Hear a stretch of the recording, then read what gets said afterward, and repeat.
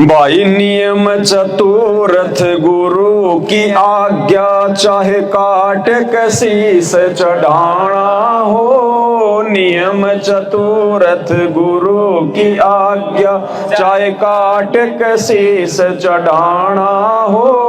दान धर्म चाहे यज्ञ हवन हो, सतगुरु से आज्ञा पाना हो। सतगुरु से आज्ञा पाना हो। भाई घर छूटो या जग रूठो, चाहे रूठो ये संसारा हो। कौन सुने मेरी काल नगर में, जग गुरु रूठ गया हमारा हो। गुरु रूठ गया हमारा हो। तो सतगुरु रामपाल जी भगवान का शिष्य बनने के लिए चौथा नियम क्या है? नियम चतुरथ गुरु की आज्ञा, चाहे काट के शीश।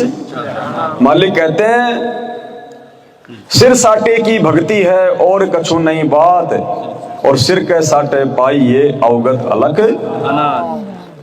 शीश काट के चढ़ाने का मतलब बताया गुरुदेव भगवान ने कि आपको जो आज्ञा आपका गुरु दे, जो नियम बतावे, जिस प्रकार से आपने चलना है, खाना है, उठना है, बैठना है, भक्ति करनी है, आपने उनके प्रत्येक नियम को अपने जीवन में लागू करना है। उनके नियम को नहीं तोड़ना, क्योंकि नाम दीक्षा लेने के बाद, चाहे नाम दीक्षा लो चाहे संकल्प नाम दीक्षा लो, जिस दिन आप अपनी आत्मा अपने गुरु जी को सौंप देते हो, उसी दिन से काल भी उस आदमी के इतना पीछे लग जाता है, उस आत्मा के इतना ही पीछे लग जाता है। क्योंकि काल चाहेगा कि ये आत्मा मेरे जाल से बाहर निकल गई, मेरा भोजन मेरे हाथ से बाहर जा रहा है, तो वो कोशिश करेगा तोड़ने की।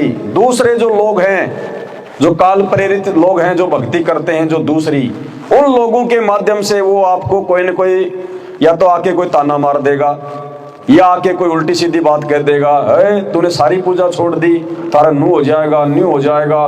उसने देख गुग्गा पूजना छोड़ दिया था, उसका एक लड़का था वो ही मर गया। तो इस प्रकार की बातें कह के काल हमारे को डराएगा, भयभीत करेगा, ताकि हम वो भक्ति छोड़ दें। तो परमात्मा कहते हैं नियम चतुरथ गुरु की आज्ञा, चाहे काट के शीश। अगर गुरु शीश भी मांग ले कि बेटा शीश काट के दे दे, उसी समय बिना सोचे समझे गुरु जी के चरणों में समर्पित कर दो अपना शीश काट के। ये होती गुरु की आज्ञा। और ये उसी समय संभव है जब हम अपने गुरु जी को पहचान जाएंगे, जब हम अपने गुरु को समझ जाएंगे, ज्ञान को अच्छे से अपनी आत्मा में समाहित कर लेंगे। ये शरीर तो वैसे भी जाना है, ये शरीर तो वैसे भी जाना, और हमारा तो असंख्य बार गया। परमात्मा कहते हैं करोड़ों शीश तूने दे दिए इस काल राजा की फेंट। फेंट यानी झटके से मारना। इसने हमें कभी बकरा बना के काटा, कभी इसने हमारे को मुर्गा बनाया तो हमारे को जो है वो कसाई ने काटा, कभी हम फौज में लगे, हम पुलिस में लगे तो हमारे को जो है मतलब दुश्मनों ने काटा, कभी हम एक्सीडेंट में हमारी मौत हो गई, कभी हम जो है मतलब कुएं में गिर के मर गए। यानी 20 प्रकार के जो है वो है कारण है। तो वो मारता कौन हमें? ऐसी दुर्गति से काल। तो परमात्मा कहते हैं तूने इस काल को, तेरे करोड़ों सिर दे दिए तूने, हर जन्म में तेरे को ऐसे दुर्गति से मारता है। किसी को हॉस्पिटल में तड़प तड़प के मरता है बीमारी से, कोई माँ के पेट में मर जाता है, किसी को कोई गोली दवाई रिएक्शन हो गई वैसे मर जाता है। तो कहते हैं करोड़ों सिर तूने दे दिए इस काल राजा की फेंट। ये प्यार से नहीं मारता, ये ऐसे जो है मतलब दुर्गति से मारता है, फेंट से मारता है। और एक शीश दे के देख ले सतगुरु अपने की भेंट। भेंट मानी प्यार से, ज्ञान को समझ के समर्पित हो जा अपने गुरु जी के चरणों में। एक सिर यानी एक जीवन तू अपने गुरु जी को समर्पित तो कर। लोक लाज समाज रिश्तेदारों को छोड़ के, यानी उनकी उल्टी बातों को छोड़ के, उनको नहीं छोड़ना, वो तो हमारे जैसे हमारे भाई बंधु हैं, लेकिन उनकी उल्टी बातों में नहीं आना, उनकी काल प्रेरित बातों में नहीं आना, उल्टी पूजा पाठ में सहयोग है। तो कहते तुम उन सब बातों से हटकर अपने गुरुजी के बताए रास्ते पे चलते हुए तू एक जीवन तेरा ये 10-20 साल का जो थोड़ा सा जीवन है, ये तू अपने गुरुजी को समर्पित कर दे कि गुरुजी जैसा आप कहोगे आपका दास वैसा ही कर। तू प्यार से भेंट कर दे तू, और उसी जन्म में परमात्मा हमारे को सतलोक भेज देगा, पूर्ण मोक्ष दे देगा परमात्मा। ना गधा बनना, ना कुत्ता, ना चौरासी में आना, फिर ना बेटी मरे, ना बेटा मरे, ना रिश्तेदारी में जाना, ना कोई ब्याह शादी में मरना, ना कोई भाई कभी गरीबी में तो कभी निर्धनता में, फिर ये आत्मा कष्ट नहीं भोगेगी। भाई नियम चतुर्थ गुरु की आज्ञा, चाहे काट के शीश चढ़ाना हो, दान धर्म चाहे यज्ञ हवन हो, सतगुरु से आज्ञा। इस भक्ति मार्ग का एक मुख्य नियम है, हमने आंख बंद करके किसी को दान धर्म नहीं करना। गुरु से नाम लेने के बाद में और किसी को तो दान धर्म देना ही देना नहीं है। जैसे पहले कोई बाबा जी आ गए, हाँ जी, उनको हमने 11-11 रुपए दे दिए, 21-21 रुपए दे दिए, और कोई मांगने वाला आ गया उसको हमने दे दिए, रोड पे कोई भिखारी खड़ा उसको दे दिए, कोई शनि महाराज का तेल लेके खड़ा उसमें 500 रुपए डाल दिए। अब हमने इस प्रकार का ये दान धर्म बिल्कुल भी नहीं करना, चाहे कोई कितना रोए, कितना धोए, कितना कुछ करे, ना भावनाओं में बहना है ना वो।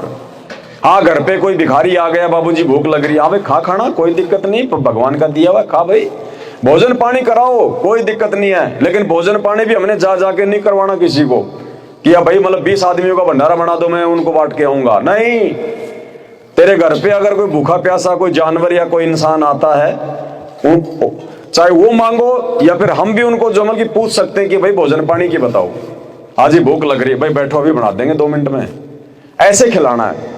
ये नहीं कि साहब वहां पे मंदिर में जाकर मैं वहां पे 50 आदमियों का भंडारा दे के आ जाऊं, या भंडारे में मैं वहां जो मतलब पैसे दे के आ जाता हूं तो मुझे कोई लाभ मिलेगा, मुझे कोई पुण्य मिलेगा। नहीं, जैसा गुरु जी ने आपको धर्म कर्म करने के लिए बोल दिया उसी हिसाब से करना। फिर हमने जो खाना दाना ऑपरेशन के बाद में डॉक्टर ने बता दिया वो ही खाना, अगर किसी और के कहने से, मान लो आपको है मतलब शुगर की बीमारी और डॉक्टर ने कह दिया बेटा आपने मीठा नहीं खाना, मर जाओगे, ध्यान रख लेना, फिर मेरी गोली दवाई काम नहीं करेगी।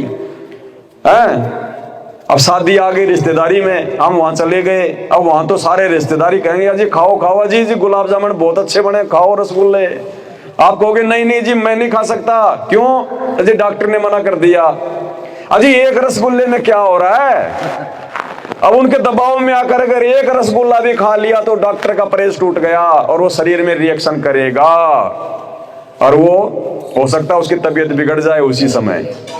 तो इसी प्रकार हमने भूल कर भी सतगुरु से नाम लेने के बाद अपने गुरु जी के अलावा किसी को भी दान धर्म का पैसा नहीं देना।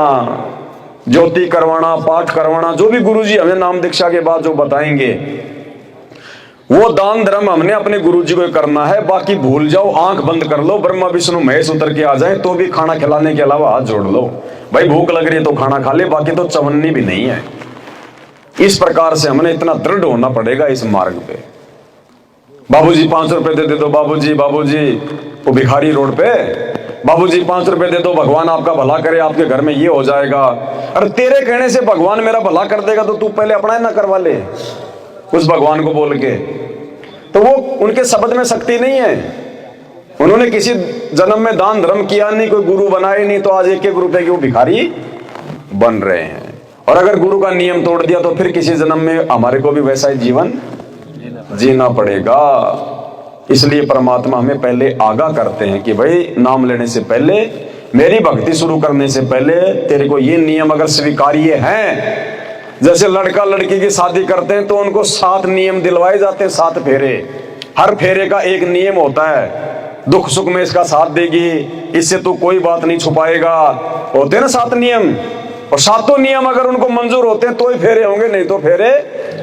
तो इसी प्रकार गुरु से नाम लेने से पहले गुरु जी ने जो नियम बता दिए अगर वो हमें मंजूर हैं तो गुरु फिर नाम की दया बख्शेगा, नहीं तो फिर कोई लाभ नहीं है।